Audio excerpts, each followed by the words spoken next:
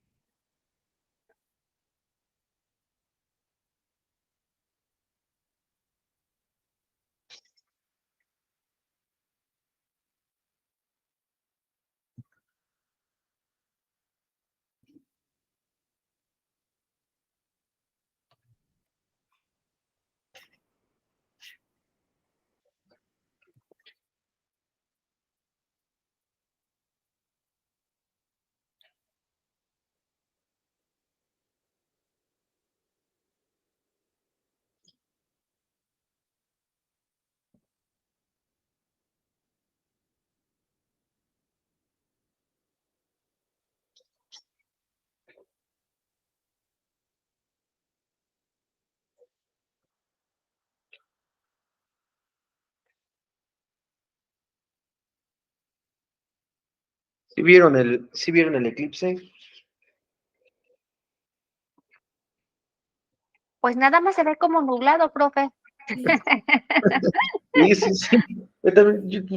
Más bien parece que son como las 6, 7 de la tarde, ¿no? Bueno, acá que cree que está despejado y parecen 6, 7 de la tarde ya.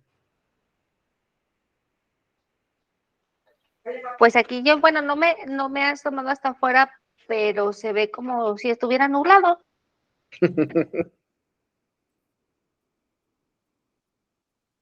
Sí, acá también para como pradera, también igual, acá no se ve más que nublado. Más que nublado. Aquí en Tolu, York, está les digo que está despejado. Está el sol a plomo, ¿eh? Bueno, el cacho de sol está a plomo. Les digo que estoy en un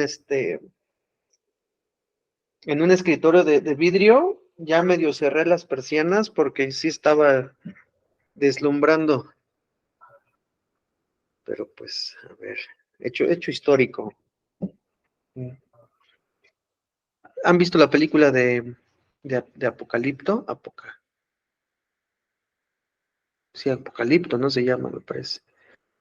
De Mel Gibson. Cuando al protagonista lo están por matar y ¡pum! Eclipse. Eclipse y dicen, los dioses ya están contentos, ya no lo matemos. Yo pensé que se iba a oscurecer un poquito más. Pues mira, acá en el centro del país, pues dicen que fue que del 70%, pero en Campeche, Mérida y Quintana Roo me parece que sí se oscureció el día.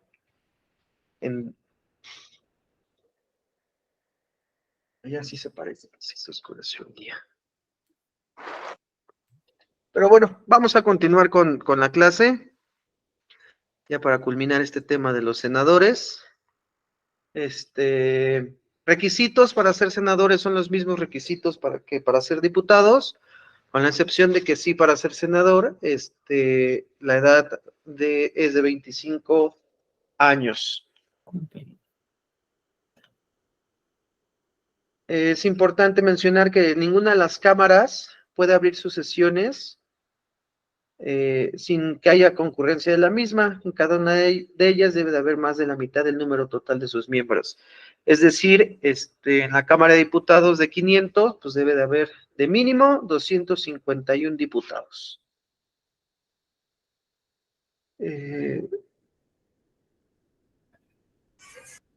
Ahora, si alguno de los diputados o senadores que falten 10 días consecutivos sin causa justificada o sin previa licencia, se dará conocimiento de esto y renuncian a concurrir hasta el periodo inmediato, llamándose desde luego a los suplentes. Hay que recordar que cada diputado tiene a su suplente. Es lo que les iba a mencionar hace rato. Pues con este tema de la mitad y mitad entre hombres y mujeres, al inicio, ¿qué es lo que pasaba? Y no dudo que siga pasando actualmente, que pues hagan de cuenta que cierta entidad ya había cubierto su 50% de hombres. ¿Qué hacían? Pues candidateaban a la esposa de otro candidato. Esta esposa del otro candidato ganaba, ponía de suplente al esposo y pedía licencia. Pues hagan, ¿quién creen que subía a la diputación? Pues el hombre, ¿no? Entonces casi esa proporcionalidad del 50% no existía porque pues y viceversa, ¿eh? También pasa actualmente que el hombre se pospone, pero pone de suplente a su esposa mujer o a la hermana mujer o cosas por el estilo, y piden licencia y pues entonces quien agarra el cargo pues es el suplente.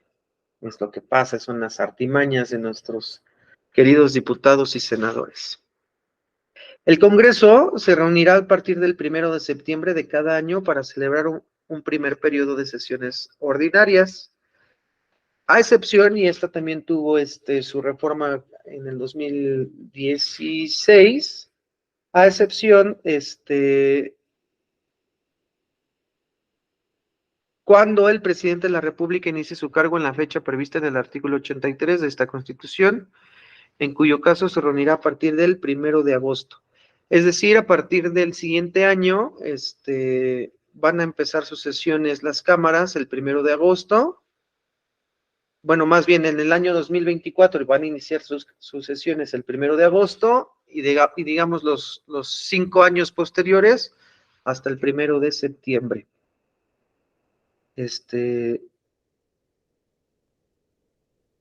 En cuyo caso se reunirá a partir del 1 de agosto y a partir del 1 de febrero para celebrar un segundo periodo de sesiones ordinarias.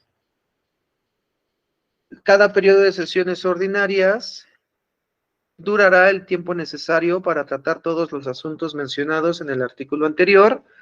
El primer periodo no podrá prolongarse sino hasta el 15 de diciembre del mismo año, excepto cuando el presidente de la República inicie su encargo en la fecha prevista por el artículo 83, en cuyo caso las sesiones podrán extenderse hasta el 31 de diciembre del mismo año, y el segundo periodo no podrá prolongarse más allá del 30 de abril de cada año. Es decir, que si tenemos en cuenta que el primer periodo empieza el 1 de septiembre, y termina el 15 de diciembre, pues tienen sus vacaciones desde el 16 de diciembre hasta el 1 de febrero, y de ahí solo trabajan febrero, marzo y abril, se van de vacaciones todo mayo, junio, julio y agosto, y regresan hasta septiembre a sesiones, salvo que haya excepciones extraordinarias, ¿no? Que cuando suceden estas sesiones extraordinarias, cuando hay más temas controvertidos, ¿no? Por controvenir y no se llegue a una solución. En la apertura de sesiones ordinarias, ¿y por qué están estas a salvo de los días que empiezan las sesiones? Porque en la apertura de la sesión ordinaria del primer periodo de cada año, es decir, como lo estamos diciendo, del 1 de septiembre, o más bien del 1 de agosto, el presidente de la República presentará un informe por escrito en el que manifieste el estado general que guarda la administración pública del país. Esto viene establecido en el artículo 69 constitucional y estamos hablando del informe presidencial. Recordemos que cada año el presidente hace su informe presidencial en la que, valga la redundancia, informa los avances de su administración. ¿Cuándo sucede este informe presidencial? Pues cuando inician las sesiones del Congreso, porque el informe presidencial se le presenta en realidad al Congreso. Se hace de forma pública y se le da a conocer a la población, pero en realidad se le presenta al Congreso. El artículo 70, y bueno, pues ya está establecido que los siguientes informes presidenciales, pues serán el 1 de agosto de cada año.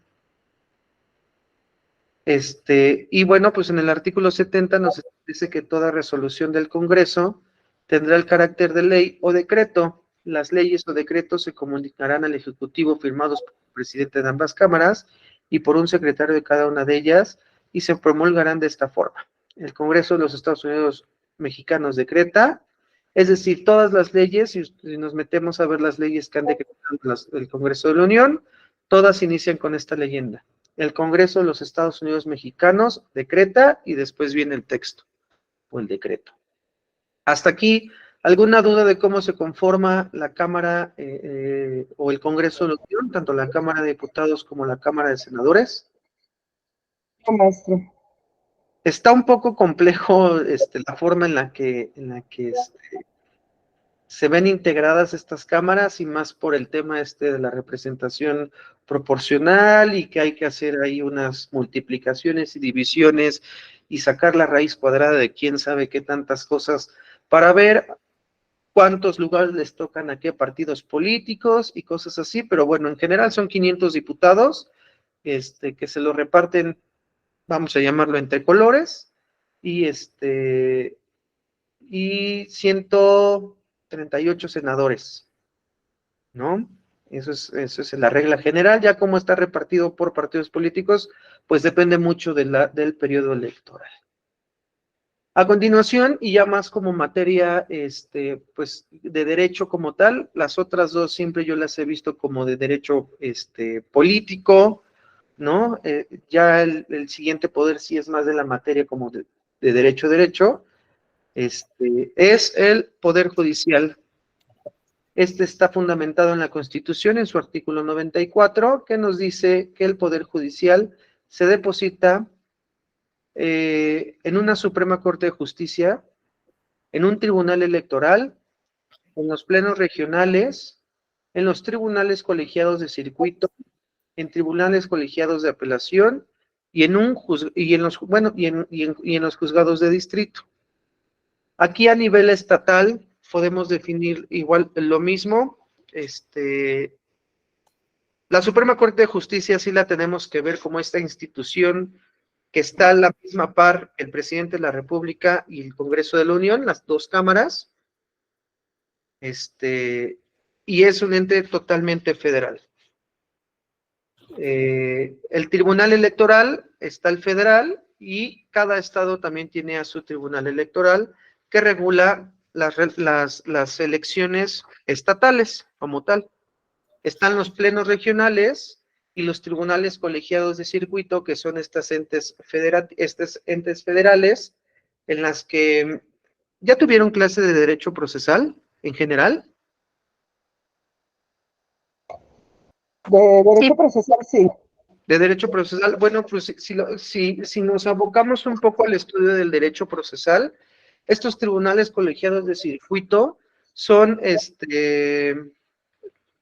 los tribunales colegiados de circuito, los tribunales colegiados de apelación y los juzgados de distrito son este siguiente momento en el proceso de derecho. Recordemos que el proceso inicia con nuestros juzgados distritales, yo los llamo así, juzgados distritales o de primera instancia. Luego vienen nuestras salas especializadas en materias y luego vendrían estos juzgados o tribunales de circuito. En los juzgados de primera instancia es donde nosotros ingresamos nuestras demandas de primera instancia, llámese divorcios, llámese usucapiones, llámese ejecutivos mercantiles, llámese guardia y custodia, llámese reivindicatorio y cosas así, ¿ok? Cuando sale la sentencia en estos tribunales de distrito, en estos tribunales de primera instancia, aquel de las partes que no está conforme con la sentencia, mete un recurso, el recurso de apelación, que lo resuelven las salas especializadas en materia. Si salió una sentencia que para mí no es favorable en un tema de guardia y custodia, pues yo meto mi recurso y lo va a resolver la sala familiar competente del distrito judicial de donde forma parte esa demanda. Supongamos que ya entonces sale mi sentencia y tampoco la considero favorable, o mi contraparte dice, no, pues ¿sabes qué? Ya me ganaste en esta instancia, pues vámonos a la que sigue. ¿Y cuál sigue? Pues el amparo. ¿Quién resuelve de estos amparos? Los juzgados de distrito o los tribunales colegiados de circuito. Tenemos que ver siempre qué tipo de resolución vamos a objetar para saber qué tipo de procedimiento vamos a seguir y ante qué institución, si son los tribunales o son los juzgados del distrito.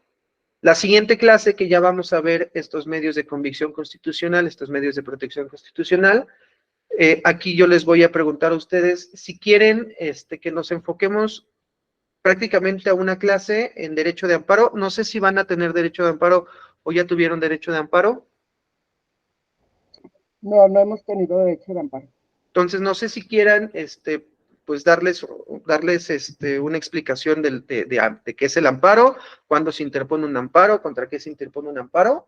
Eso lo podríamos ver en la siguiente clase, para puntualizárselos, para seguir el procedimiento, para prepararles ejemplos, y los demás medios de convicción, ¿les parece? Sí, profesor. Hecho, para que lo tengan ahí, pero bueno, entonces, Sí, profe. el Poder Judicial, tanto estatal como federal, pues está dividido en esto: la Suprema Corte de Justicia, los tribunales electorales, los plenos regionales, los tribunales colegiados de circuito, los tribunales colegiados de apelación y los juzgados de distrito. En esta clase sí les voy, vamos a abarcar un poquito de qué es cada uno de estos. La Suprema Corte de la Justicia de la Nación, como les mencionaba, está integrada por 11 ministros y ministras.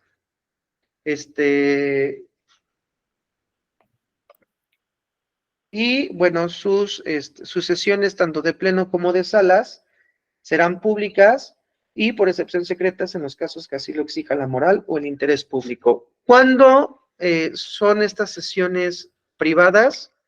Y actualmente también, digamos, los juicios se están llevando de forma privada, principalmente cuando existen intereses de menores. De ahí en fuera, prácticamente todas las demás sesiones son públicas y las podemos observar en el canal de la Suprema Corte de Justicia de la Nación o en las redes sociales de la Suprema Corte de Justicia de la Nación. Nada más hay que observar, hay que ver, hay que investigar, pues cuándo se va a llevar a cabo la sesión y cuándo van a debatir sobre ciertos puntos, ¿no? Que de repente sí son bastante interesantes, sobre todo más por luego las puntadas que se avientan los ministros, es así, sí está padre. El Consejo de la Judicatura Federal determinará el número de división en circuitos, competencia territorial y especialización por materias, entre las que se incluirán las de radiodifusión, telecomunicaciones y competencia económica de los tribunales colegiados de circuito, de los tribunales colegiados de apelación y de los juzgados de distrito. Es aquí en donde, permítanme un segundo, para que nos quede un poco más claro, les voy a compartir pantalla de esto. Déjame compartir. Ventana.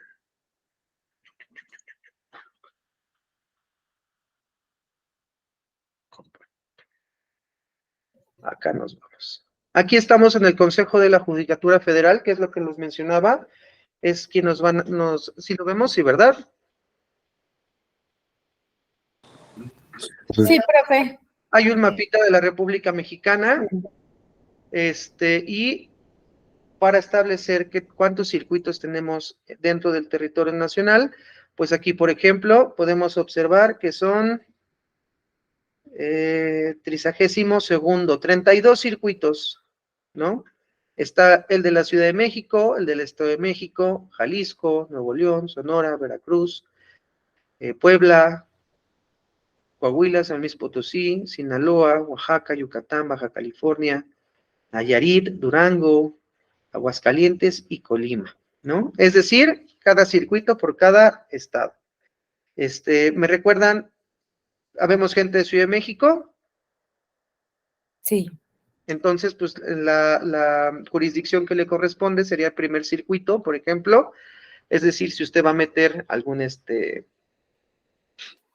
amparo, cosas así, pues lo tendría que dirigir al tribunal especial. Ahora lo veremos, de la Ciudad de México, del Estado de México igual, hay diferentes sedes y así en subsecuente con todos los demás estados. Yo estoy un poquito más especializados en el Estado de México, entonces le vamos a dar en consultar, nos va a abrir, me parece que una nueva pestaña, esta ya no la ya no la ven, ¿verdad? no, profe. No, ya no. Me abrió una nueva pestaña, esta ya no la vieron. Ok, esperen. Déjenme pelear un poco con la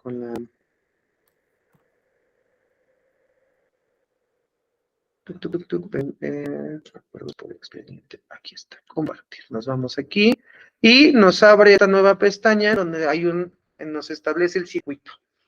Ok, como les mencionaba, la división en circuitos. ¿Qué competencia territorial tiene cada circuito? Prácticamente nos podemos basar que cada circuito va por estado.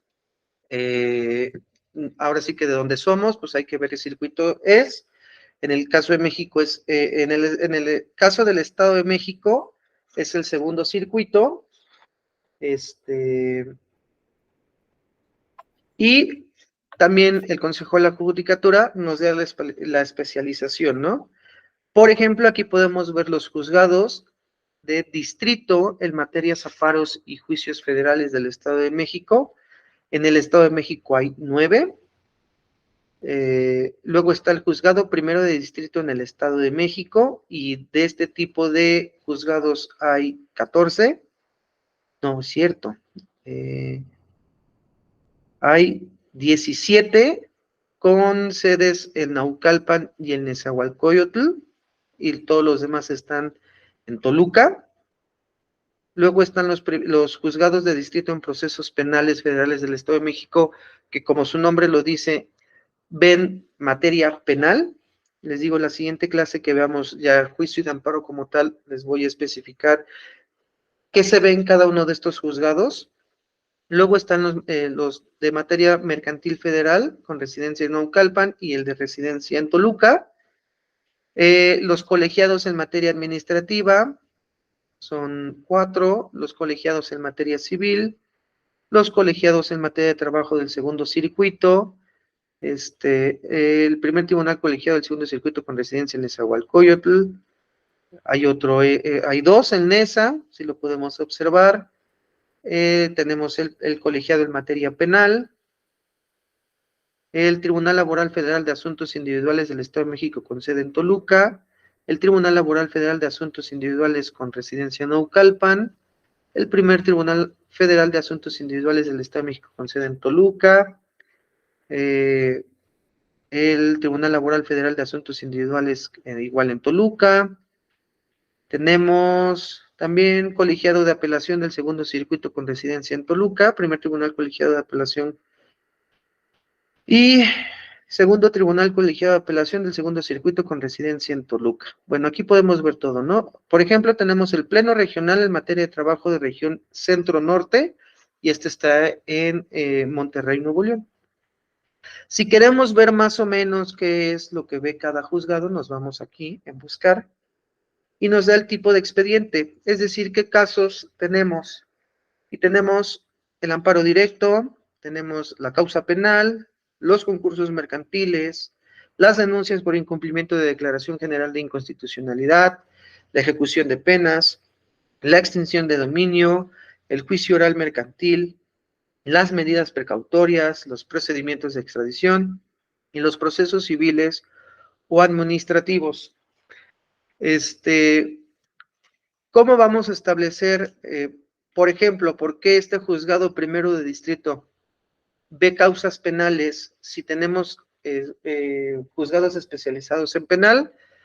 Que no todos, estos juzgados primeros de distritos van a ver amparos si lo queremos ver urgentes y de suspensiones. ¿A qué le llamamos amparo de suspensiones? Es decir, que deje sin efectos algunos actos. de forma casi inmediata. Entonces, por ejemplo, caso muy común ahora del hijo del Chapo, se me fue el nombre, Ovidio,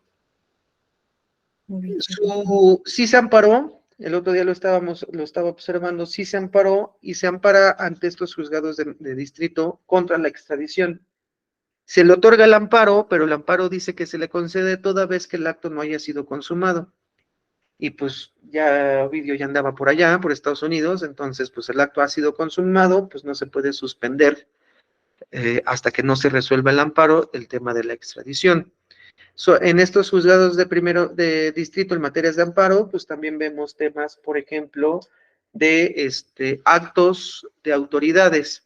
Les comentaba la clase pasada que durante la pandemia en el despacho estuvimos trabajando un poco amparos contra amparo de vacunas o contra el sistema de vacunación de Secretaría de Salud, pues se promueven ante estos amparos de distrito, ¿no?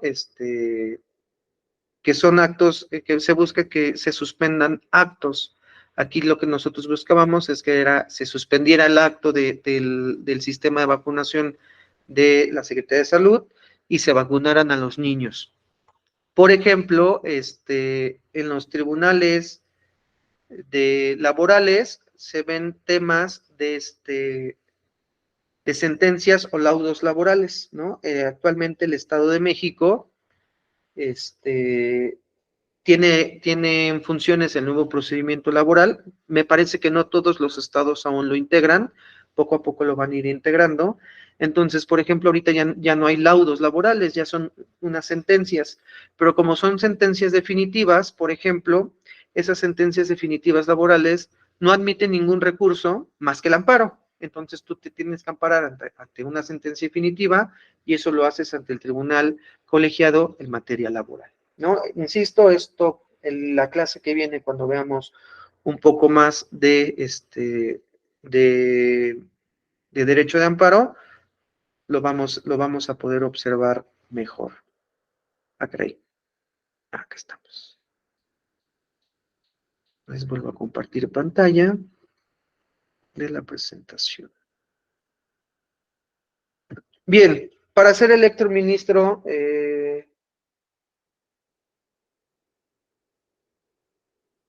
bueno, antes de pasar a esto, acá también es importante mencionar que los juicios de amparo, las controversias constitucionales y las acciones de inconstitucional se substanciarán y resolverán de manera prioritaria cuando alguna de las cámaras del Congreso, a través de su presidente o el Ejecutivo Federal, por conducto del Consejo Jurídico de Gobierno, justifique la urgencia atendiendo el interés social o al orden político en los términos de lo dispuesto en las leyes reglamentarias. Aquí les voy a compartir, antes de pasar esto, les voy a compartir para que quede un poco más claro, un PDF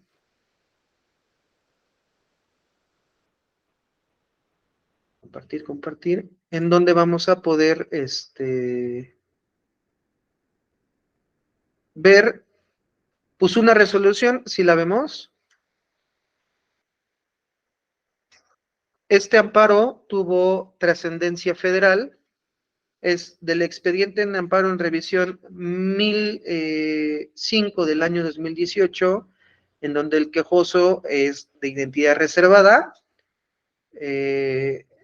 La autoridad responsable, que antes se le llamaba recurrente, es el fiscal general del estado de Veracruz, de Ignacio de la Llave. La resolución salió el 20 de marzo del 2019. Por número de expediente, me quiero imaginar que el amparo entró por ahí de diciembre de 2018, noviembre, diciembre del 2018, y resuelven hasta marzo del 2019. Las resoluciones de los amparos, atendiendo un poquito a la complejidad de los asuntos, pues tarda aproximadamente de mínimo 2 meses en resolverse. Las palabras claves que aquí nos maneja, y ahorita van a ver por qué, es Twitter, acceso a la información, privacidad de los servidores públicos. Y el derecho que se analizó, es decir, el agravio que posiblemente estaba fundamentando el quejoso, es el derecho de acceso a la información, derecho a la privacidad y derecho a los servidores públicos. ¿Por qué es de suma importancia este amparo en revisión que resolvió la Suprema Corte de Justicia de la Nación y más abajo podemos ver quiénes fueron los magistrados que integraron esa sala, porque, bueno, pues vamos a leerlo para que lo entiendan. Los hechos del caso: un periodista utiliza como medio para el ejercicio de actividad la red social Twitter bajo determinado seudónimo. Algún usuario a través de ella difunde las notas que redacta y mantiene contacto con las autoridades del Estado de Veracruz. Es decir, el quejoso está diciendo que es un medio de comunicación que tiene con las autoridades. En octubre de 2017, un periodista se percató de que el fiscal general del Estado de Veracruz, Jorge Winkler Ortiz, que tiene su nombre de usuario @abogado Winkler, lo bloqueó de la red social, lo que le impedía tener acceso a la información que el fiscal general comparte como autoridad en su cuenta personal. Contra el bloqueo, el periodista promovió un juicio de amparo. Durante el juicio, se hizo una inspección de carácter judicial a la cuenta del fiscal, en que aparecía la siguiente descripción: fiscal general del Estado de Veracruz, papá, esposo y buscador constante de la justicia. Además, la cuenta contiene mensajes conocidos como tweets, con información personal, con información relacionada a las actividades que desempeña como fiscal general del Estado, y reenvíos de información, lo que se le conoce como retweets, provenientes de otras cuentas. El juez dio razón al periodista porque al bloquear el acceso a su cuenta, el fiscal general viola el derecho que tiene aquel de ser informado. Por tanto, consideró que procedía que el fiscal general quitara el bloqueo al usuario del periodista para el que permitiera el acceso a la información que publica en su cuenta. Ahí vemos su cuenta. En contra de esta decisión, el fiscal general del Estado de Veracruz promovió un recurso de revisión donde solicitó la intervención de un tribunal revisor de la sentencia del juez. Se solicitó que la Suprema Corte de Justicia de la Nación conociera del asunto, toda vez que se consideró de interés federal o nacional, y en octubre de 2018 la segunda sala de la Suprema Corte de Justicia de la Nación decidió conocer el recurso de revisión referido. Aquí están las razones por las que la Suprema Corte absorbió este juicio de amparo, y es que el ciudadano Jorge Winkler Ortiz creó en la red social Twitter su cuenta bajo el seudónimo @abogado Winkler. Una vez nombrado fiscal general del Estado de Veracruz, comenzó a utilizar dicha cuenta para relatar sus actividades como servidor público. Al incluir en su cuenta Twitter sus actividades como servidor público, el fiscal general voluntariamente decidió que los contenidos preexistentes del ámbito privado ahora se conozcan y sean públicos. El periodista que utiliza Twitter como medio para el ejercicio de su actividad como periodista fue bloqueado por el fiscal general de la cuenta @abogado Winkler. Sin embargo, no existió algún comportamiento abusivo del periodista que pudiera justificar el bloqueo. Es entonces que bloquear el acceso a un ciudadano a los contenidos publicados en la cuenta del fiscal es una restricción indebida a su derecho de acceso a la información.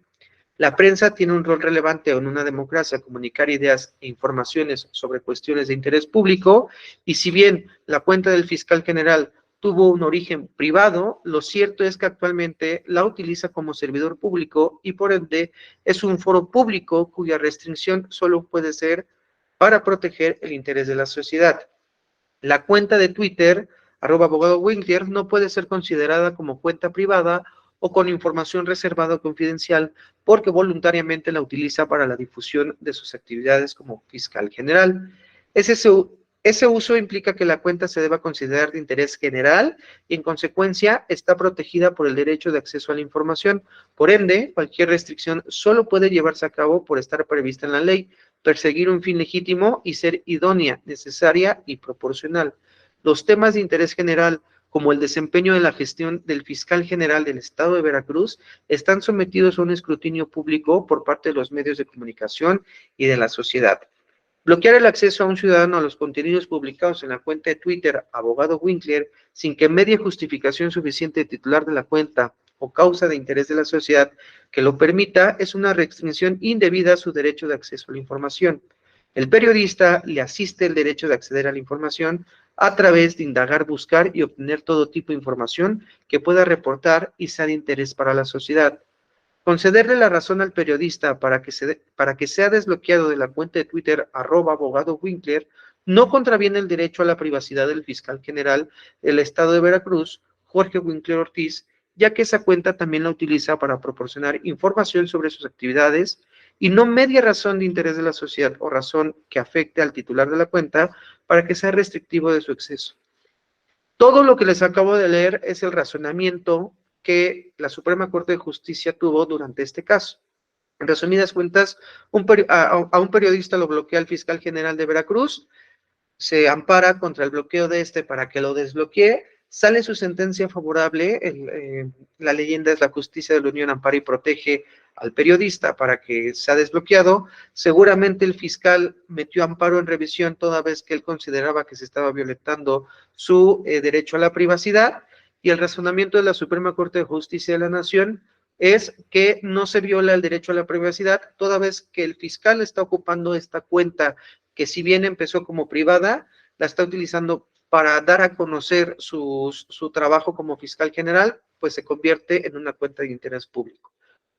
Después de estos reconocimientos, ¿qué resuelve la Suprema Corte de Justicia? Pues primero, que es correcta la sentencia que emitió el juez federal revisada por esta segunda sala de la Suprema Corte de Justicia de la Nación, es decir, por eso es que había hace rato que veíamos el menú del organigrama del circuito, pues las salas resuelven los derechos, los amparos en revisión, perdón. Es decir, cuando tú promueves un amparo y sale una sentencia, muchas veces, y podría apostar que el 95% de los casos no se queda ahí, todavía tienes una instancia un poco más, que es el amparo en revisión, en donde te resuelven si lo que dijo el juez de distrito es correcto o no es correcto, y es la última oportunidad que tú tienes para modificar alguna sentencia. Entonces, aquí la Suprema Corte de Justicia resuelve que fue correcta la sentencia que emitió el juez federal, y se le da la razón al periodista, por lo cual el fiscal general del estado de Veracruz, Jorge Wilker Ortiz, debe desbloquearlo y permitirle el acceso a su red social Twitter. ¿En qué se traduce esta decisión? En que el fiscal general del estado de Veracruz debe permitir el acceso al periodista a su red social Twitter, y en caso de que no lo cumpla, el juez federal de amparo puede solicitar a la representación de la empresa Twitter, es decir, directamente a Twitter México, que realice el desbloqueo de este periodista. ¿Por qué fue considerado de importancia nacional? Pues porque, como lo podemos observar, a partir de este momento, de este amparo del 2018, muchos periodistas emitieron amparos en los que alguien los tenía bloqueado. Alguien, les estoy hablando de servidores públicos. Entonces, a partir de ese momento, los servidores públicos, si tienen alguna cuenta en una red social, para empezar, si la van a ocupar o si la ocupan como difusión de su trabajo, tiene que ser pública. No pueden tener sus cuentas privadas. Luego, entonces, no pueden bloquear a ciudadanos, porque entonces estarían limitando el derecho a la información de esos ciudadanos. Es por eso que actualmente muchos servidores públicos tienen dos cuentas, o si bien tienen su cuenta privada, cuando empiezan alguna función pública, pues crean una cuenta pública en donde maneja su única información, más bien la única información que maneja, pues es la información pública como tal. Esto es una... No sé, Dime. Una pregunta. Sí. ¿Quién elige a los fiscales? El Congreso de la Unión, el Pleno de la Suprema Corte de Justicia. Bueno, como por ejemplo aquí, volvemos a lo que hace rato comentábamos. Entonces, él no está del todo preparado, porque él debía saber que en un momento en el que él estuviera proporcionando información sobre su trabajo, ya se volvía del interés público. Entonces, o sea, si él está preparado con conocimientos de la ley y de todos los procesos que se lleva, yo pienso que no hubiera ocurrido este tipo de situaciones. Voy a que, pues, sí necesitan cierto grado de preparación en diversos temas, o la gente con la que se relaciona, con la que está en su trabajo, debería de asesorarlos de ciertas maneras para que no sucedan este tipo de situaciones. Es correcto lo que dices. Aquí, por ejemplo, pues este tema fue de importancia porque digamos que fue el primero en este sentido, puede ser que los demás fiscales, que muchos diputados, muchos senadores, incluso muchos secretarios, muchos gobernadores, antes de esto tuvieran a mucha gente bloqueada, ¿ok? Pero vamos, no se le había ocurrido a alguien. Recordemos que el derecho es un ente dinámico y es un ente que reacciona ante las actualidades de la sociedad, pues no se le había ocurrido a alguien meter un amparo contra un bloqueo en una red social. Antes de leer esta resolución, no sé si alguno de ustedes había tenido la idea ampararse ante el bloqueo de una red social. ¿Por qué? Porque es algo, si lo queremos ver, nuevo. Entonces, como bien dices, sí es cierto, los fiscales deben de estar preparados, pero también lo es que seguramente nadie tenía en mente que esto podría pasar. Acá, pues, es un aplauso a los abogados de este periodista, porque se dieron cuenta de este vacío legal y entonces emitió este amparo, y este amparo, por ende, tuvo esta importancia nacional, ¿no? A lo que voy. Actualmente, ya ningún servidor público tendría por qué estar bloqueando a ciudadanos, salvo que tengan alguna razón justificada, ¿no? Esa razón justificada, pues, sabemos que es insultos o amenazas o cosas por ese estilo. Pero sí, como dices, volvemos a lo mismo. Desgraciadamente, nuestras autoridades, muchas veces no están lo suficientemente preparadas, máxime en estos temas de estas redes sociales. Entonces, como les digo, pues esta es una sentencia, estas las podemos observar dentro de el menú de la Suprema Corte de la Nación. Hay varias sentencias de interés nacional. Por ejemplo, pues está la legalización de la marihuana, está por ahí hay un libre acceso a la educación para discapacitados. O sea, son resoluciones que, vamos, antes no había un precedente. Son resoluciones tan importantes que antes no había un precedente, antes no se había estudiado está bien o está mal, es anticonstitucional, es constitucional, para que me entiendan a qué grado está la Suprema Corte de Justicia de la Nación. ¿Hasta aquí alguna duda? Esta también se las voy a pasar, esta resolución, para que también la puedan leer, pero a mí se me hizo bastante interesante porque, pues antes de esto, no había nada que te amparara en las redes sociales, considerando que las redes sociales son un ente privado, más no el uso es público. Bien, vamos a detener esta. Nos vamos a ir a la presentación. Compartir. ¿Qué se necesita? Bueno, aquí también otro dato importante sobre los ministros de la Suprema Corte de Justicia de la Nación, es que durante su cargo dura 15 años, que es por lo que les decía que no es que siempre que entre un presidente va a mandar una terna de 20 ministros y elijan a 11, no, sino que es durante su administración, puede renunciar el ministro. También ha llegado a pasar que es por fallecimiento, que queda alguna sede vacante, pues el presidente tiene que mandar su terna para que esa vacante sea ocupada por alguien más. Su cargo dura 15 años, solo podrán ser removidos por los mismos términos del título 4 de esta Constitución y el vencimiento de su periodo, y tendrán derecho a un haber por retiro, es decir, siempre que lleguen a una cierta edad, se pueden retirar ya del ministro y prácticamente, vamos a decir, se jubilan, ¿no? Van a tener derecho a una jubilación.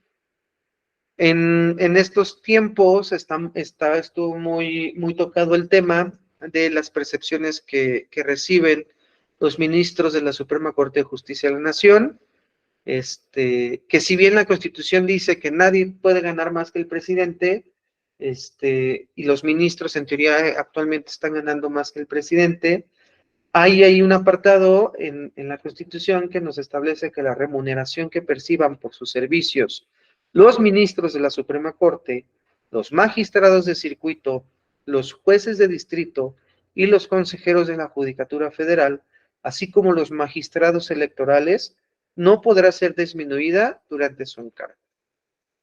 Y es por eso que no se puede modificar su salario, porque mientras estén en funciones, pues lo que ganan llegando es lo que van a estar ganando yéndose. Bueno, a veces sí, lo que sí pueden es aumentarse un poco el sueldo, pero la disminución no, y es lo que podríamos decir que tiene un poco enojado al actual presidente, que no puede modificar el salario de estos ministros, y dicen que los ministros pues se están llenando las cloacas, ¿no? De tanto dinero.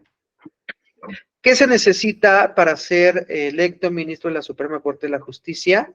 Y aquí sí es una gran diferencia con el Poder Ejecutivo y el Legislativo, porque primero tienes que ser mexicano por nacimiento en pleno de ejercicio de sus derechos políticos y civiles. Tienes que tener cuanto menos 35 años cumplidos en el día de la designación, y en la gran fracción es que tienes que poseer al día de la designación, con antigüedad mínima de 10 años, título profesional de licenciado en Derecho, expedido por autoridad o institución legalmente facultada para ello. Es decir, solo los licenciados en Derecho, de mínimo, la licenciatura en Derecho, pueden ser electos como ministros de la Suprema Corte de Justicia de la Nación.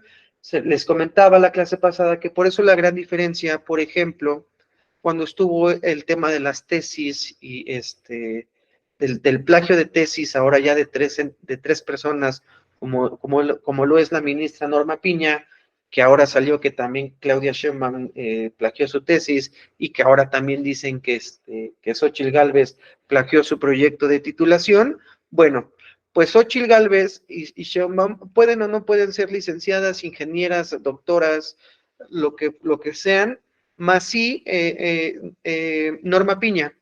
¿Por qué? Porque entonces estarían anulando su licenciatura en Derecho y no tendría o no cumpliría esta fracción tercera, que es ser licenciada en Derecho de mínimo con 10 años de antigüedad. Es la gran diferencia, y es a lo que yo me refería. Por ejemplo, a mi gusto personal, el Poder Ejecutivo y el Poder Legislativo debería tener una fracción igual, que debería de tener un grado de estudios como mínimo de especialidad o profesional, y con una cierta tipo de antigüedad, ¿no? También otro de los requisitos es gozar de una buena reputación y no haber sido condenado por delito que amerite para corporal de más de 1 año de prisión, pero si se trata de robo, fraude, falsificación, abuso de confianza u otro que lastime seriamente la buena fama en el concepto público, inhabilitará para el cargo cualquiera que haya sido la pena. Es decir, y esta fracción, básicamente la podemos resumir en que no tenga antecedentes de ningún tipo, porque si ustedes me preguntan qué delito lastima seriamente la buena fama en el concepto público, pues todos, si lo queremos ver así, son todos los delitos van a alterar, van a lastimar esta buena fama, y pues entonces para ser ministro no tienes que haber tenido antecedentes penales. Otro requisito es haber residido en el país durante los 2 años anteriores al día de la designación y no haber sido secretario de Estado, fiscal general de la República,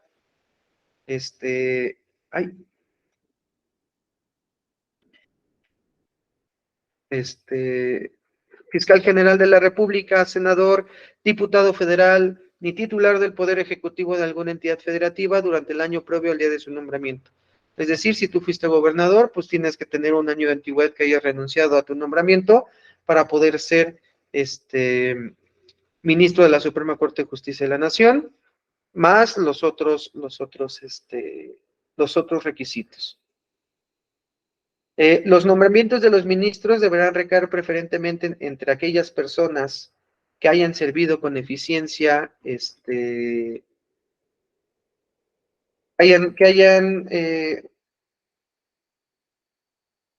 hayan servido con eficiencia, capacidad y probabilidad de impartición de justicia, o que se hayan distinguido por su honorabilidad, competencia y antecedentes profesionales en el ejercicio de la actividad jurídica.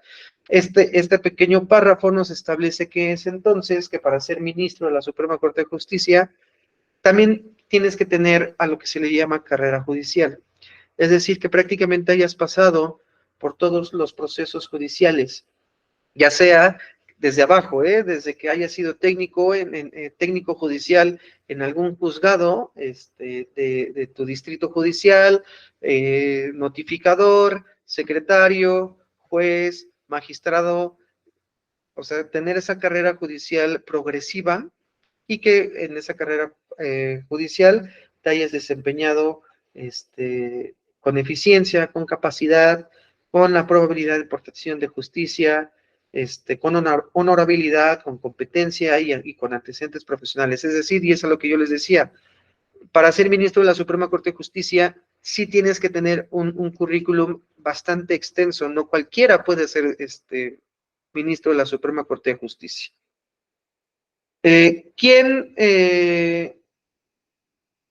¿Quién nombra a los ministros de la Suprema Corte de Justicia de la Nación? Como se los había ya mencionado, el presidente de la República someterá un tema a consideración del Senado, el cual, previa comparecencia de las personas propuestas, designará al ministro que deba cubrir la vacante. Es decir, ¿cuándo se designan ministros? Siempre que haya una vacante. La designación será por el voto de las 2/3 partes de los miembros del Senado presentes dentro del improrrogable plazo de 30 días. Es decir, cuando existe una vacante, el presidente manda su terna y el Congreso de la Unión tiene nada más 30 días para dar su determinación, si sí o si no, acepta o a qué candidato acepta para cubrir la vacante de ministro de la Suprema Corte de Justicia de la Nación. Si en dado caso el Senado no resolviera dentro de ese plazo, ocupará el cargo el ministro de la persona que dentro de dicha terna designe el presidente de la República, que es lo que me parece que pasó con Norma Piña. El Senado no resolvió, el presidente dijo, pues yo quiero a Norma Piña se queda. Es caso que la Cámara de Senadores rechace la totalidad de la tema de propuesta, el presidente de la República someterá una nueva, es decir, cuando el presidente manda una terna y el Senado dice, pues ninguno, pues el presidente tendrá que mandar otra. Igual dentro de los 30 días. Si esta segunda terna es igualmente rechazada, ocupará el cargo la persona que dentro de dicha terna designe el presidente de la República. Es decir, no podemos estar sin el pleno de la Suprema Corte de Justicia de la Nación más de 30 días. Siempre debe de haber 11 ministros, sí o sí. Ahora, las magistradas y los magistrados de circuito, así como las juezas y los jueces de distrito, serán nombrados y adscritos por el Consejo de la Judicatura Federal con base en criterios objetivos y de acuerdo a los requisitos y procedimientos que establezcan las disposiciones aplicables. Durarán 6 años en el ejercicio de su cargo, al término de los cuales, si fueran ratificados, solo podrán ser privados de sus puestos en los casos y conforme a los procedimientos que establezcan la ley. Cada 4 años, el Pleno elegirá de entre sus miembros al presidente de la Suprema Corte de Justicia de la Nación, lo cual no podrá ser reelecto por el periodo inmediato posterior. Es decir, de los 11 ministros, cada 4 años hacen los 11 ministros una votación para elegir al presidente. Ese presidente va a estar a cargo esos 4 años. Y al siguiente 4 años tiene que sí o sí haber un ciclo de otro presidente sin que haya una, digamos, tipo reelección. Los magistrados y las magistradas de circuito, que es lo que yo les venía comentando del primero, segundo, tercero, cuarto, quinto distrito, así como los jueces y las juezas y los jueces de distrito, serán nombrados por el Consejo de la Judicatura Federal y su cargo dura 6 años, es decir, cada año el juzgado cambia de titular, y lo podemos ver así. Ahora, como recordamos, el Poder Ejecutivo de la Federación también va a estar a cargo del Tribunal Electoral. Este Tribunal Electoral será con excepción de lo dispuesto en la fracción 2 del artículo 105, que nos dice que de todas las controversias de orden civil, perdón, es cierto, el artículo 105 nos establece que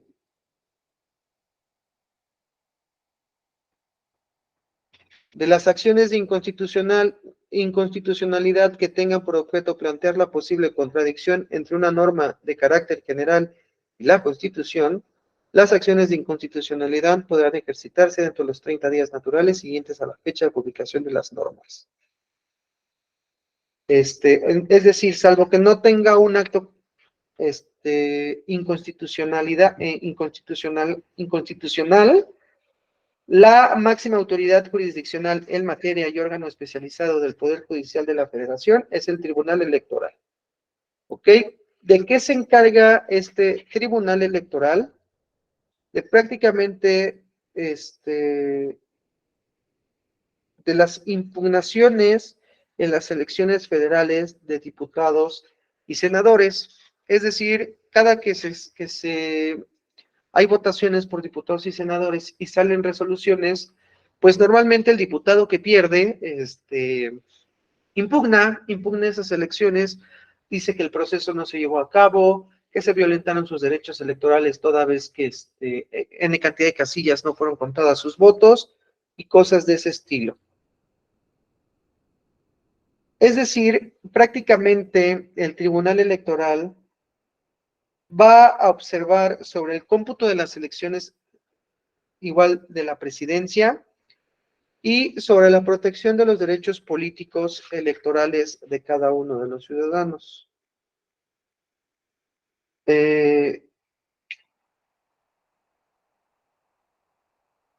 Las salas de los tribunales electorales harán uso de los medios de apremio necesarios para hacer cumplir de manera expedita sus sentencias y resoluciones en los términos que fije la ley. Es decir, que estos tribunales electorales sí tienen un carácter coercitivo, es decir, un carácter obligatorio a todas las determinaciones que resuelvan. Por ejemplo, y ahora abordando este caso de Twitter, pues en Twitter hay una batalla interminable entre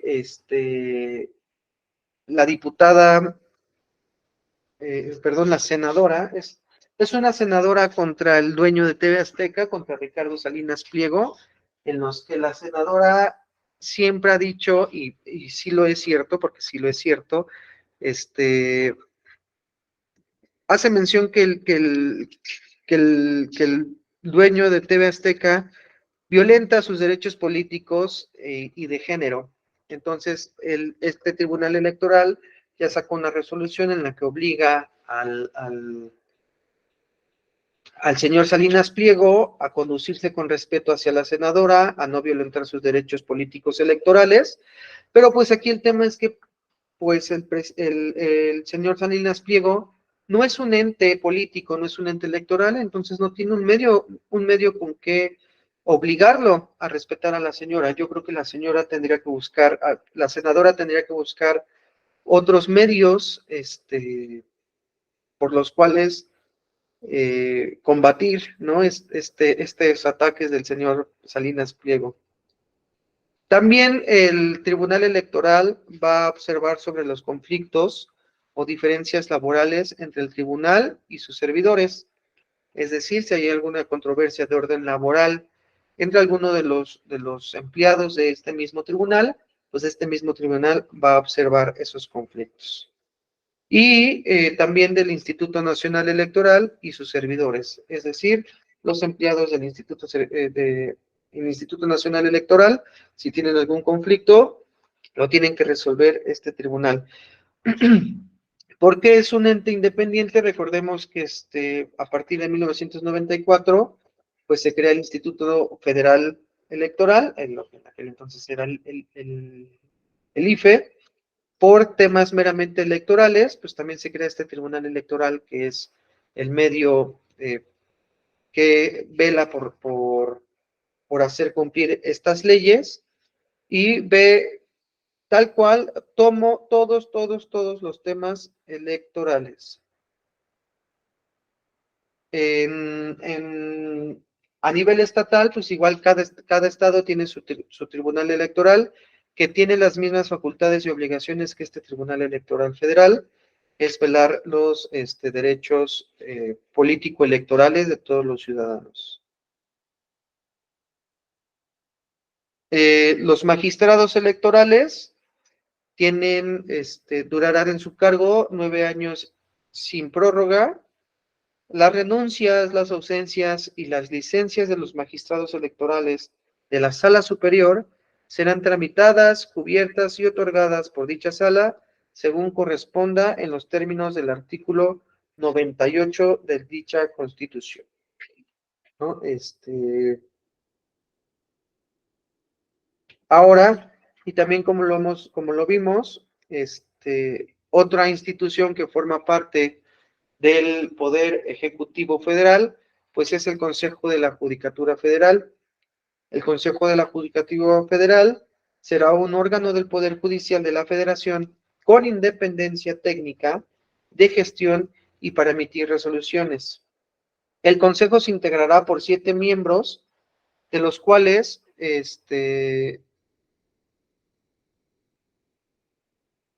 uno será el presidente de la Suprema Corte de Justicia, este presidente que es elegible cada 4 años, quien también lo será del Consejo, es decir, es el presidente del Consejo de la Judicatura Federal. 3 consejeros designados por el Pleno de la Corte, la Corte de la Suprema Corte de Justicia de la Nación va a designar a 3 consejeros por mayoría de cuanto menos 8 votos, es decir, 8 de los ministros tienen que votar a favor de esta terna de 3 para ser los consejeros. De entre los magistrados de circuito y jueces de distrito, 2 consejeros designados por el Senado y 1 por el presidente de la República. Es decir, estos consejeros salen de los magistrados de circuito y jueces de distrito, que es lo que estábamos observando hace un momento en el menú del Consejo de la Judicatura. Todos los consejeros deberán reunir los requisitos señalados en el artículo 95 de la Constitución y ser personas que se hayan distinguido por su capacidad profesional y administrativa, honestidad y honorabilidad en el ejercicio de sus actividades. En el caso de los designados por la Suprema Corte, deberán gozar, además de un reconocimiento en el ámbito judicial. Es decir, como les estaba mencionando, tienen que tener prácticamente carrera judicial. Y los requisitos del artículo 95 son los requisitos para ser igual ministro de la Suprema Corte de Justicia.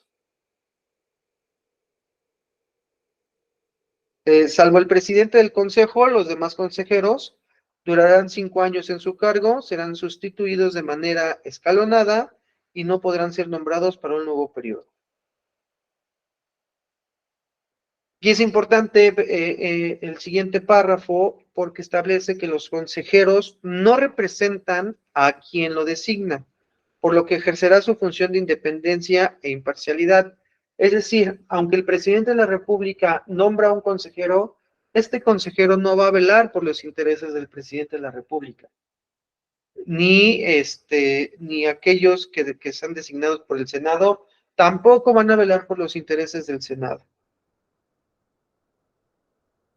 Y bueno, no podrán ser removidos, salvo en los términos del título 4 de la Constitución. Y aquí, como les hablaba, la ley establecerá las bases para la formación y actualización de funcionarios, así como para el desarrollo de la carrera judicial, la cual se regirá por los principios de excelencia, objetividad, imparcialidad, profesionalismo e independencia. Por ejemplo, aquí en el Estado de México tenemos nuestra escuela judicial, en la que ciertos periodos de tiempo abren convocatorias para los licenciados en Derecho que quieran formar parte del Poder Judicial del Estado de México, pues vayan a esa escuela judicial y literal, yo diría, empiecen otra vez a estudiar para que sean designados en algún juzgado. Y así empezar lo que les digo de esta famosa carrera judicial. Ahora, la Suprema Corte de Justicia elaborará su propio presupuesto y el Consejo lo hará para el resto del Poder Judicial. Es decir, la Suprema Corte de Justicia, es decir, los 11 ministros, elaboran su propio presupuesto. Ellos deciden en dónde, cuándo y cómo van a gastar el presupuesto que tienen. Para el resto de del Poder Judicial de la Federación, es decir, los magistrados y magistradas de los tribunales de distrito y los jueces de distrito, es este Consejo de la Judicatura quien se va a encargar de designar el presupuesto. Los presupuestos así elaborados serán remitidos por el presidente de la Suprema Corte para su inclusión en el proyecto de presupuesto de egresos de la Federación. La administración de la Suprema Corte de Justicia corresponderá a su presidente, es decir, el presidente de los magistrados es básicamente el presidente del Poder Judicial. Ahora, a la pregunta que nos hacían hace rato, podemos observar en el artículo 102 que el Ministerio Público de la Federación se organizará en un fiscal general de la República como órgano público autónomo dotado de la personalidad jurídica y patrimonio propio. De los requisitos para ser fiscal general, que me preguntaban hace rato, el primero es tener 35 años cumplidos de mínimo, contar con antigüedad mínima de 10 años con título profesional de licenciado en Derecho, gozar de buena reputación y no haber sido condenado por delito doloso. Es decir, igualmente no tener antecedentes penales. Este fiscal general durará en su cargo 9 años y será designado y removido conforme a lo establecido en las siguientes fracciones. ¿No? A partir de la ausencia definitiva del fiscal general, el Senado de la República contará con 20 días para integrar una lista de al menos 10 candidatos al cargo, aprobada por los 2/3 partes de los miembros presentes, la cual enviará al Ejecutivo Federal. Si el Ejecutivo no recibe la lista en el plazo antes señalado, enviará libremente al Senado una terna y designará provisionalmente al fiscal general, quien ejercerá sus funciones hasta en tanto se realice la designación definitiva conforme a lo establecido en este artículo. En este caso, el fiscal general designado podrá formar parte de la terna. Recibida la lista que se refiere a la fracción anterior durante los 10 días siguientes, el Ejecutivo formulará una terna y le enviará a la consideración del Senado. El Senado, con base en la terna y previa comparecencia de las personas propuestas, designará al fiscal general con el voto de las 3/3 partes de los miembros presentes dentro del plazo de 10 días. En caso de que el Ejecutivo no envíe la terna a que se refiere la fracción anterior, el Senado tendrá 10 días para designar al fiscal general de entre los candidatos de la lista que señala la fracción primera. Es decir, ¿quiénes son los primeros en designar o en señalar fiscales generales o en enviar ternas de fiscal general? Es el Senado de la República. En dado caso de que el Senado de la República no envíe por lo menos a sus 10 candidatos, será el presidente de la República quien envía a sus candidatos y viceversa. Solo podrá ser removido el fiscal general por causas graves que establezca la ley. La remoción podrá ser objetada por el voto de la mayoría de los miembros presentes de la Cámara de Senadores dentro de un plazo de 10 días hábiles, en cuyo caso el fiscal general será restituido en el ejercicio de sus funciones. Corresponde al Ministerio Público de la Federación la persecución ante los tribunales de todos los delitos del orden federal y, por lo mismo, solicitar las medidas cautelares contra los imputados. Buscará y presentará las pruebas que acrediten la participación de estos en hechos que las leyes señalen como delito. Procurará que los juicios federales en materia penal se signan en toda regularidad para la impartición de justicia sea pronta y expedita, y pedirá la aplicación de las penas. Intervendrá en todos los asuntos que la ley determine. En el caso estatales de las entidades federativas, prácticamente este procedimiento es igual. Tenemos un fiscal general en el Estado de México y pues están los ministerios públicos que igualmente tienen estas mismas competencias como tal. Hay fiscalías especializadas en materia de delitos electorales y de combate a la corrupción. Estos titulares o los titulares de estas fiscalías especializadas serán nombrados y removidos por el fiscal general de la República.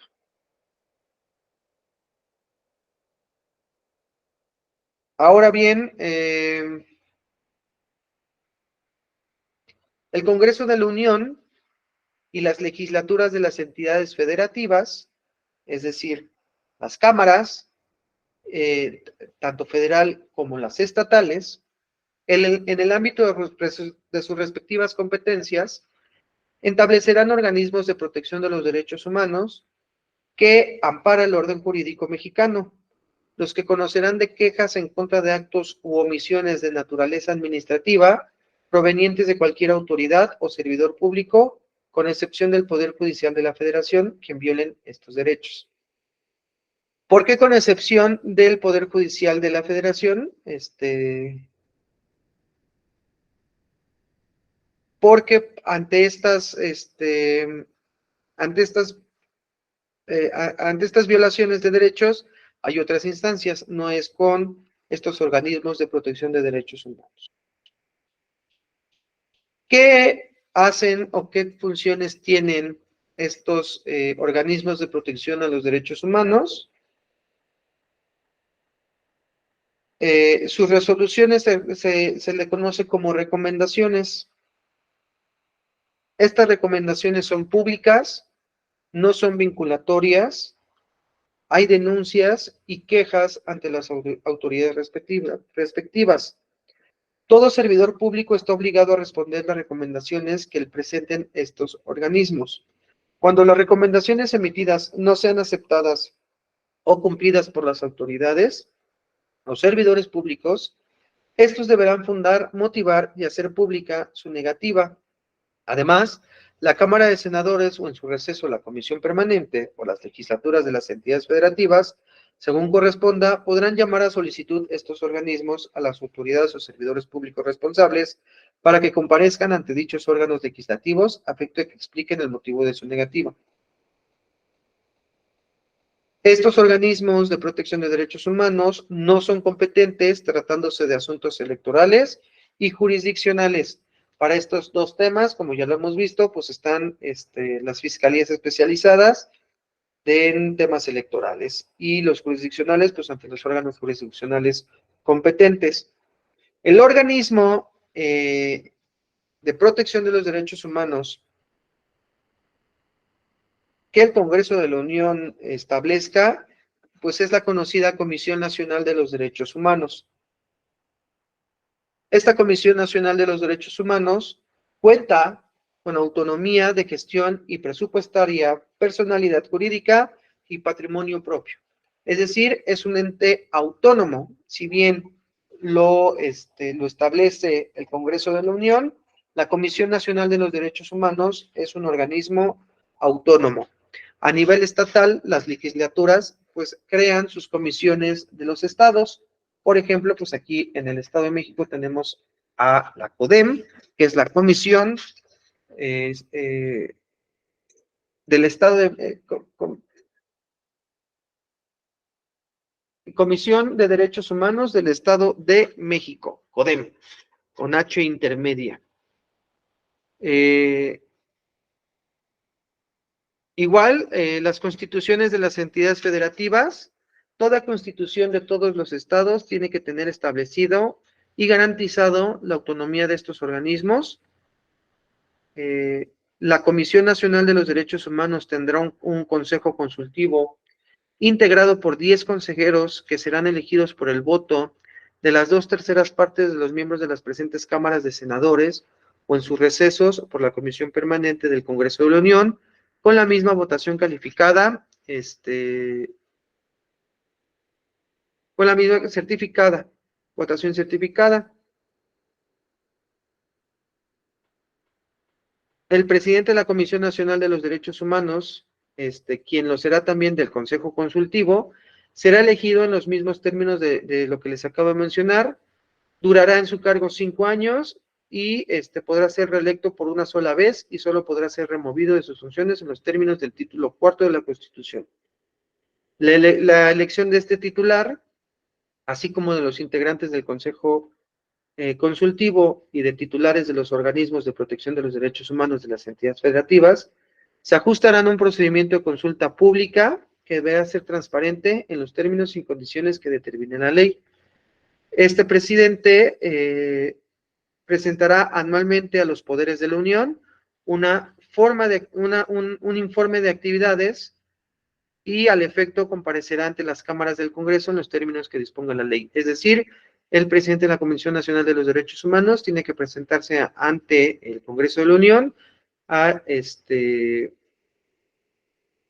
rendir su informe, digamos, si lo queremos ver así como un informe de gobierno.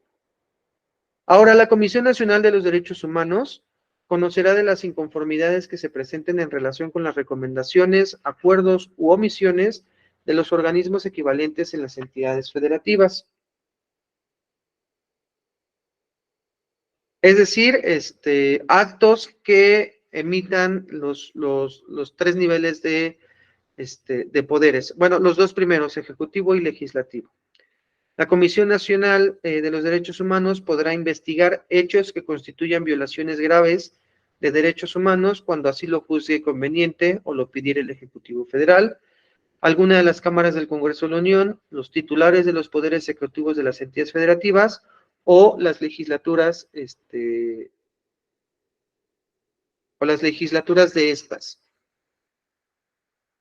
Ahora bien, los tribunales de la Federación resolverán toda controversia que se suscite, ya sea por normas generales, actos u omisiones de la autoridad que violen los derechos humanos reconocidos y las garantías otorgadas para su protección para esta Constitución, así como para los tratados internacionales de los que el Estado mexicano son parte.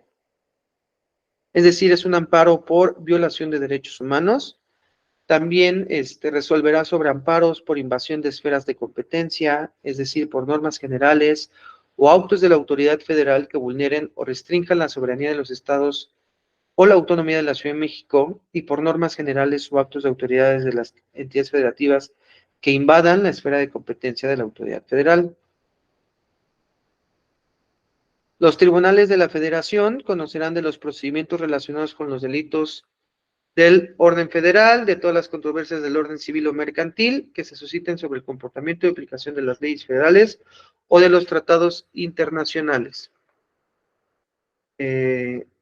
Las sentencias de primera instancia podrán ser apelables ante el superior inmediato del juez que conozca del asunto de primer grado. Y como les mencionaba hace rato, el artículo 105 nos establece los asuntos que la Suprema Corte de Justicia de la Nación conocerá, que son aquellos de las controversias constitucionales que, con excepción de las que se refieran a la materia electoral, se susciten entre la Federación y entidad federativa, la Federación y el municipio, el Poder Ejecutivo y el Congreso de la Unión, aquel y cualquiera de las cámaras de o en su caso la Comisión Permanente, una entidad federativa y otro, 2 municipios de diversos estados, 2 poderes de una misma entidad federativa, un estado y uno de sus municipios, una entidad federativa y un municipio a otra, los órganos constitucionales y autónomos y todos los demás que marque la ley. Es decir, en la Constitución también viene establecido del Poder Judicial cómo va a estar integrado todos estos niveles que yo les decía, de juzgados de primera instancia, las salas especializadas en materia y después los juzgados de distrito en materias de amparo, digámoslo así. ¿Hasta aquí alguna duda? No, profe. No. No, profe. Ok. Ya casi para terminar, les quiero enseñar como tema de estudio, cómo buscar tesis o jurisprudencias de la Suprema Corte de Justicia de la Nación. ¿Para qué nos van a ayudar estas tesis o jurisprudencias? Son como mero caso de estudio y mero fundamentación legal sobre alguna controversia. Estado de acuerdo, sí, tesis, compa. Vamos a ver aquí, por ejemplo, no sé si alguien me puede decir algún tema en especial de derecho, de alguna controversia de derecho, la que quieran. Pues el que está muy sonado, ¿no? El del aborto. ¿Aborto? Vamos a ver si hay alguna tesis o algún una jurisprudencia. Bueno, este es el jus de la Suprema Corte de Justicia de la Nación. Es prácticamente en el Seminario Judicial de la Federación, antes de abordar lo demás. Aquí haces búsqueda de todas esas tesis. En derecho procesal, si lo queremos ver así, estas tesis ayudan a que cuando tú estás solicitando algo dentro de tus demandas, el juzgador tenga alguna base, o más bien tú le presentes al juzgador la base por la cual está solicitando ciertas cosas. Aquí me dijeron aborto, y entonces, por ejemplo, el último registro digital habla sobre aborto, artículo 332 del Código Penal Federal, que sanciona penalmente a la mujer que decide voluntariamente practicárselo en la primera etapa de gestación, es inconstitucional por contener una categoría sospechosa de discriminación basada en el género que limita sus derechos sexuales y reproductivos. Ese es el título. Tribunales Colegiados de Circuito, fue de un amparo en revisión de antes de estudiar el tema, vamos a estudiar aquí abajo quién lo emite, en dónde lo emite. Es emitido el 13 de diciembre del 2022, fue por unanimidad de votos en el segundo Tribunal Colegiado en Materia Penal y de Trabajo del 13º Circuito. Profe, ¿no me puede mostrar en el encabezado cuáles recuadritos son los que palomea para que nos muestre como el documento correcto? Yo palomeo todo. Localización, logro, okay. Antecedentes, tesis jurisprudenciales y aisladas, y de todas las épocas, ¿ok? Normalmente okay. te siguen las últimas, ¿ok? Ahora, aquí lo importante es, dependiendo de tu asunto, es la tesis o la jurisprudencia que vas a utilizar, ¿ok? Si tú estás hablando sobre, no lo sé, sobre un tema civil, obviamente no te vas a meter a temas penales. Es decir, tal vez yo aquí, por ejemplo, por lo que estoy leyendo, el título nada más, puede ser que aquí en el Estado de México, que todavía no se reforma el Código Penal y está penada el tema del aborto, puede ser que una señorita llegó conmigo y me dice, ¿qué crees? Que tengo una citación porque me practiqué un aborto aquí en el Estado de México y me quieres meter a la cárcel, ¿no? Digámoslo así, en temas muy amplios. Ok, pues vamos a ampararte, vamos ante esa situación y vamos a utilizar, por ejemplo, esta tesis aislada. Aquí sí lo podemos ver, tipo de tesis aislada. Ya le cambié. Sonso. Ahí está, tesis aislada. Materia constitucional y penal. Del libro de marzo de 2023 en este tomo, ¿no? ¿Y qué nos dice?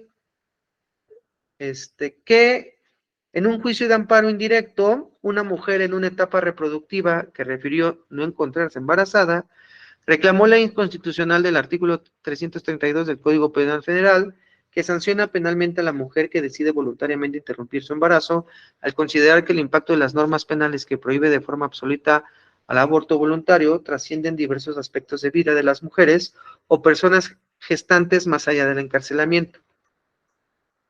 El criterio jurídico de este tribunal colegiado de circuito determina que el precepto mencionado que penaliza el aborto voluntario es inconstitucional, ya que al sancionar penalmente a la mujer que decide voluntariamente interrumpir su embarazo en la primera etapa de gestación, contiene una categoría sospechosa de discriminación basada en el género por el que se limitan los derechos sexuales y reproductivos de la mujer. Justificación: el Tribunal de Pleno de la Suprema Corte de Justicia de la Nación, al resolver la acción inconstitucional 148-2017, declaró la invalidez del artículo 196 y 224, fracción segunda, del Código Penal del Estado de Coahuila de Zaragoza, sobre el tema relativo a la despenalización del aborto. Siguiendo ese parámetro y con base en esas consideraciones, al declarar la inconstitucionalidad del artículo 332 citados, se genera un beneficio específico a la recurrente, ya que al no tener obligación de observarlo, le da la imposibilidad de ejercer su derecho a decidir. Es decir, en este caso que les estoy platicando, si alguien llega y me dice esto, yo puedo promover un amparo sobre esa orden de aprehensión y poniendo como un antecedente y como un caso de estudio, pues esta tesis en la que se establece que en el artículo 332 del Código Penal Federal, y es decir, por estar al mismo nivel, el Código Penal del Estado de México, el artículo que lo penalice, pues es un hecho anticonstitucional, toda vez que vulnera mis derechos en género, mis derechos sexuales y reproductivos, ¿no? Como mujer. Podemos buscar otra tesis, esta es una tesis, la tesis anterior a esa,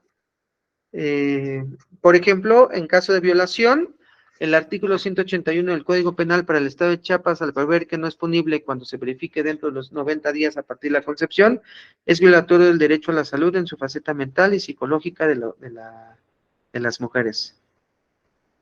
¿No? También está otra tesis en caso de violación, es el mismo aborto en caso de violación, el artículo del Código. Estos, por ejemplo, estas son tesis contradictorias, seguramente, tesis de estudio, pues hay que ver cuál es la que se ajusta a nuestro caso en particular. Una persona con parálisis cerebral severa y condiciones de pobreza y marginación fue víctima de violación sexual cuando era menor de edad. El director del Hospital General del Estado de Chiapas le negó la posibilidad de interrumpir el embarazo producto del delito del que fue víctima por encontrarse fuera del plazo de 90 días después de la concepción, establecido en el artículo 181 del Código Penal de la entidad. Por tal motivo, la madre de la menor de edad, por su propio derecho y la representación de su hija, promovió un juicio de amparo en directo en el que impugnó la constitucionalidad de dicha negativa y el artículo 181 del Código Penal de Chiapas, el cual de distrito del conocimiento negó el amparo solicitado y la quejó se interpuso recurso de revisión. Ok, miren, aquí nos está diciendo entonces que una menor de edad fue violada. El titular del Hospital General del Estado de Chiapas le niega la posibilidad de interrumpir el embarazo que sí está establecida en el artículo 181 del Código Penal de Chiapas, y esta mujer se ampara en contra de ese acto de autoridad. Recordemos que los amparos son contra actos de autoridades, solicitando seguramente pues que el director del Hospital General de Chiapas le haga el procedimiento de aborto ante estas situaciones, ¿no? El Código Penal del Estado de Chiapas seguramente dice que ante violación es viable el aborto. ¿Qué pasa aquí? Que han pasado los 90 días. Los jueces de distrito no amparan ni protegen la solicitud de esta madre con representación de su menor hija, por lo cual la mujer mete amparo en revisión. Aquí, pues aquí está, en el código dice que el aborto no será punible cuando el embarazo sea consecuencia de una violación, siempre y cuando se verifique dentro de los 90 días a partir de la concepción. Y establece la primera sala de la Suprema Corte de Justicia de la Nación que este acto es inconstitucional por ser violatorio de la dignidad humana y del libre desarrollo de la personalidad de las mujeres. Es decir, hasta que mete su amparo en revisión esta mujer, se le otorga el grado de inconstitucionalidad a este artículo, es decir, hay que modificarlo o hay que entenderlo de otra forma. Llevar el deber de protección estatal del Estado, ¿no? Entonces, con este amparo que seguramente logró la madre de esta niña, que se le practicara el aborto y no tuviera ese producto, ¿no? Por efecto de violación. Y así podemos buscar de diferentes temas, de la materia que ustedes quieran, por ejemplo, testamentos. Insisto, siempre nos tenemos que basar, pues, en el tipo de caso que estemos estudiando. Por ejemplo, pues aquí esta tesis dice: testamento público abierto, la impresión de la huella digital del testador, además de su firma en la escritura que lo contienen, es un requisito esencial para su validez en la legislación de Durango, ¿no? Aquí seguramente pues hubo un amparo, toda vez que declararon improcedente ese testamento, metieron un amparo, pues, ¿por qué? Determina que la impresión de la huella digital del testador, además de su firma en la escritura que contenga el testamento público abierto, constituye un requisito esencial para su validez en términos del expuesto del artículo 1397 del Código Civil del Estado de Durango.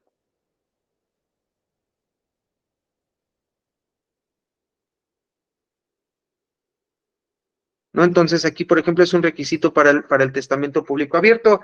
Si yo estuviera en Durango y tengo ahí el tema de algún testamento, me llega el tema de algún testamento de alguno de los hermanos que lo quiere declarar nulo, y observo que este testamento no trae la firma o no trae la huella digital, o sea, nada más trae una de estas, puedo meter esta tesis para meter un incidente en nulidad de testamento, toda vez que nuestro Código Civil establece que dicho testamento tiene que traer huella digital, además de su firma, ¿no? Y buscaríamos que fuera totalmente procedente ese incidente. Es así como buscas las tesis, buscas las jurisprudencias. ¿Cuál es la diferencia entre tesis y jurisprudencia? Básicamente la obligatoriedad, es decir, una tesis no es obligatoria, ¿ok? Las tesis te van a ayudar solo como estudio, como ayuda para que el juzgador te otorgue lo que tú estás buscando. Y las jurisprudencias sí llevan un sentido coercitivo, un sentido obligatorio, en el cual las autoridades deben de cumplir ciertas cosas. ¿Ok? Por ahora, esto sería el tema de las instituciones.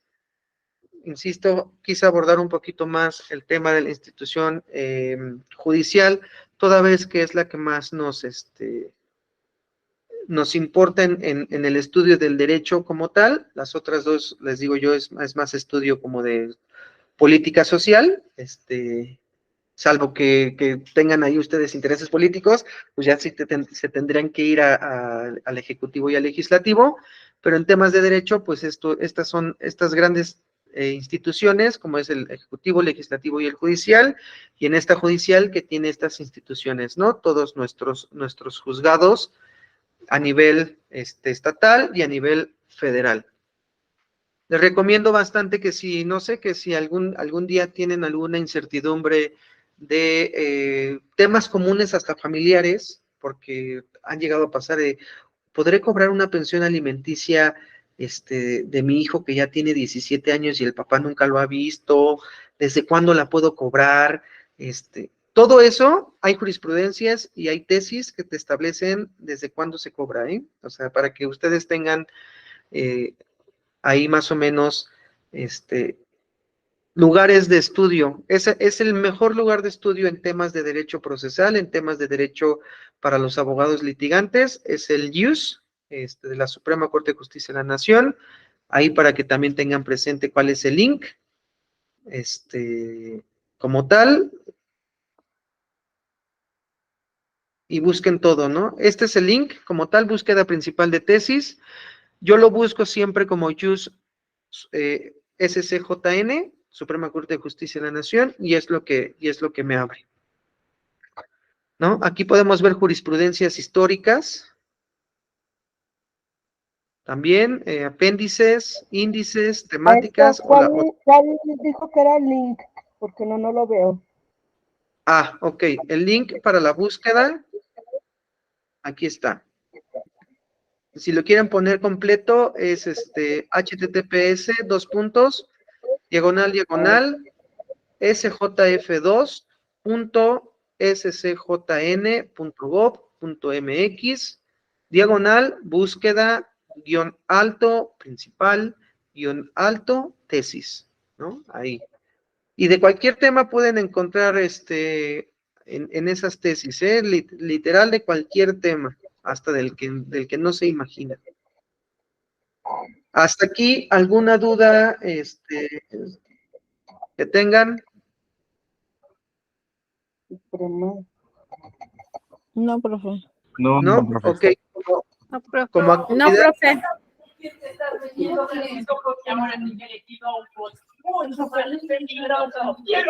Como actividad de esta clase me gustaría un cuadro comparativo de las tres instituciones, Ejecutivo, Legislativo y Judicial, con lo más importante, la entrega es vía WhatsApp, en el momento que ustedes puedan, durante toda esta semana. Ya tengo registradas las que me llegaron de la semana pasada, de ahí también les adelanto una disculpa, a veces no llego a contestar porque mis días son extremadamente volátiles, y a veces leo el mensaje y ya de repente ya me abordó alguien y ya no contesté el mensaje, pero pues ahí sí estoy pendiente, ya tengo registrados los que llegaron.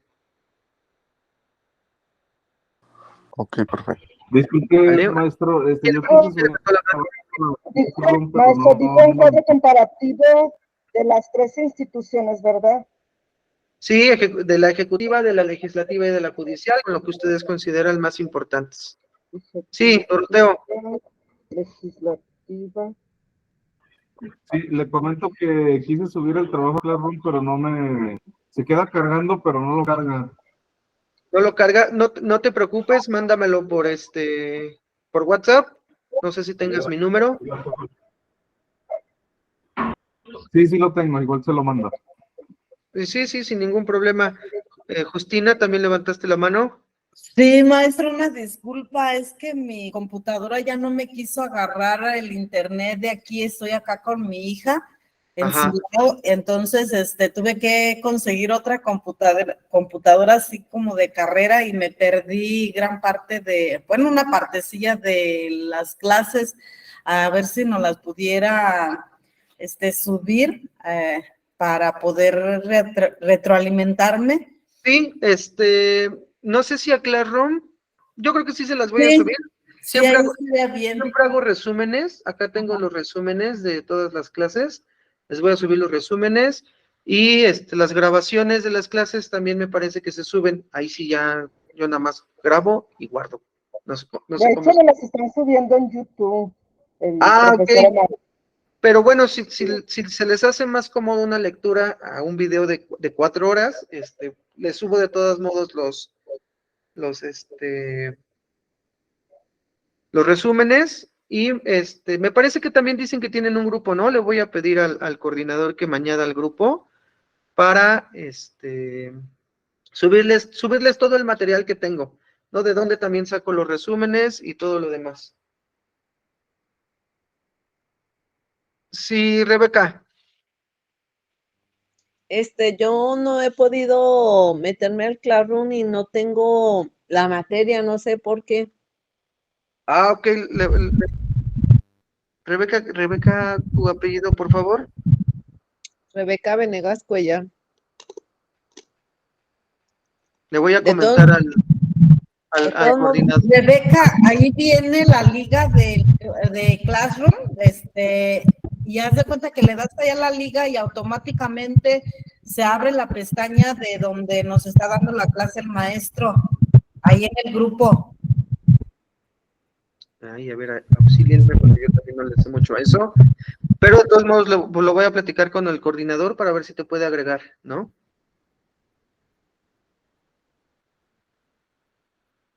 Sí, gracias. Sí, Brenda. Hola, buenas tardes. Yo me Hola. acabo de integrar apenas. Ya no te oí. ¿Me escucha? Ya te oigo. Yo me acabo de integrar hoy, entonces me gustaría saber cuántas clases llevan antes y si si tienen algún resumen para poder ponerme al corriente. Llevamos 15 clases. No, no es cierto. Es ¡Ay! es la segunda apenas esta. Ok. Insisto, Ya me había les voy a asustado. anotar en el chat del grupo para quien no lo tenga mi número. Mándame un mensajito, y te mando el material de la clase pasada, el material de esta clase. En Classroom se suben los videos de la clase pasada y de esta. Ajá. Pero, pues yo insisto, yo creo que les va a ser un poquito más cómodo los resúmenes, Sí.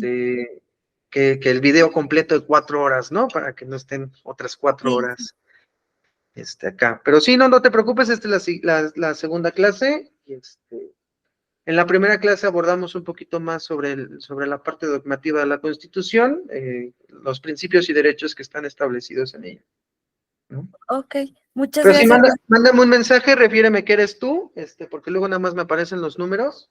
Y no sé. ¿Está en el grupo o en dónde se lo envío?